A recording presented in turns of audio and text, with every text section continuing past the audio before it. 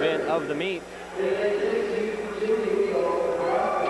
is the women's 200-yard backstroke. And let's take a look at the women's 1-meter diving results. And as expected, Amy Arson is the winner, 298.70. In second place, Yd Backstroke of Nebraska, 263.10. Katie Savage, Nebraska, sweeping the first 3 places, 225.10. In fourth place, Chris Bender of Missouri, 216.20. And Missy Allen of Nebraska is fifth, 198.25. And as I said, the next event in the pool is the women's 200-yard backstroke. Let's take a quick look at the men's 1-meter diving results as well. John Arcaroli of Nebraska, 277. Even wins it. Matt Easton of Nebraska is second, 275.50. Curtis Martai, 225.40 for the Huskers. And Tiger Cole of Missouri comes in fourth, 220.80. And now we're set for the women's 200-yard backstroke. The lane assignments: Chris Miner of Nebraska in lane 3.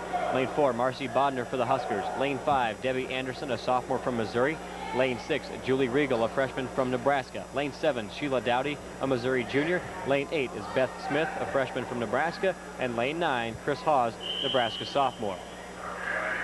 The NCAA qualifying time in this event, 2:02:30. The Big 8 meet record, Kelly Redden of Kansas, 1990, 2:03:76. And those Big 8 records are, again, set at the Big 8 meet, usually because those are the meets that the teams gear for in terms of taper and shave and really training, their training schedule. And what we're talking about with taper and shave, what that means, taper is where you come down in your yardage, you start having easier practices, you feel more rested, you can swim faster. Shaving is just that. They shave their arms and their legs. It takes off less resistance for the water. It gives them a lot better feel, and they can float a lot higher in the water and get better feel on their stroke. Makes a significant difference in the end. Seconds make a big difference in the swimming events. This is the women's 200-yard backstroke. Swimming for Nebraska in lane 6 is Julie Riegel. In lane 9 is Chris Hawes. Nebraska right now dominating this event. The first 5 people to touch the wall are Huskers. That's right. Julie Riegel, lane 6, looks like she has the lead. Over in lane 4 is Chris Miner, a great Nebraska high school swimmer and doing well for the University of Nebraska now. Halfway through the women's 200-yard backstroke, touching the wall first in lane 6 is Julie Riegel. Riegel is a freshman from London, England.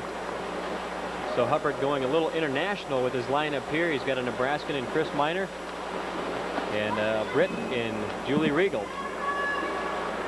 Julie Riegel looks real strong, very smooth stroke. The arms enter the water and get a good catch and pull on the stroke. And with 50 yards to go, Riegel continues to lead, touching the wall, 1:36.79 rather. Lane 8 is Beth Smith. She is in second.